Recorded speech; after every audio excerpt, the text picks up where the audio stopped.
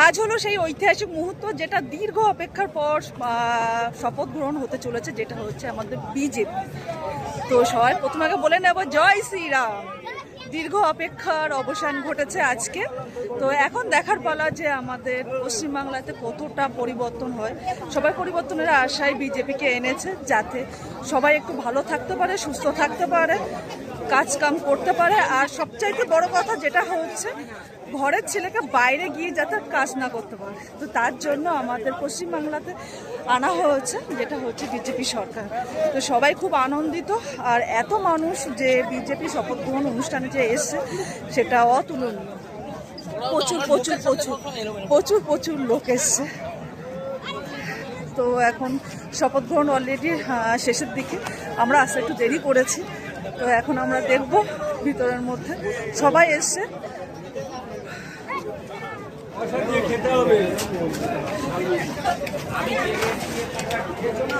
পুরো মাঠটাতে কিন্তু খুব সুন্দরভাবে কিন্তু সাজানো হয়েছে। চারিদিকে কিন্তু বিভিন্ন মুনি ঋষিদের কিন্তু ছবি দেওয়া রাখা আছে।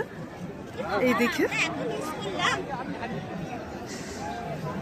সমস্ত মুনি ঋষিদেরকে নিয়ে শপথ গ্রহণ অনুষ্ঠানটা হয়েছে, যেটাকে এক কথা বলা যায় ঐতিহাসিক মুহূর্ত।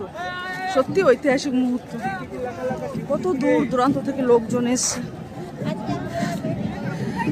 20টা রাজ্য থেকে মুখ্যমন্ত্রীরা এসছে।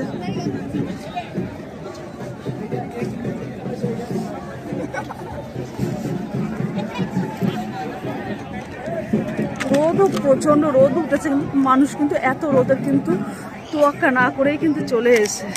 যেমন রাস্তায় গাড়ি ঘোড়াতে প্রচুর ভিড়।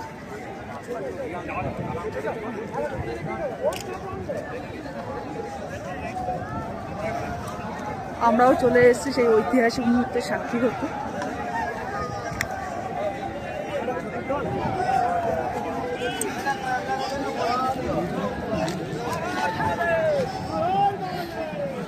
তো চলো দেখতে থাকো।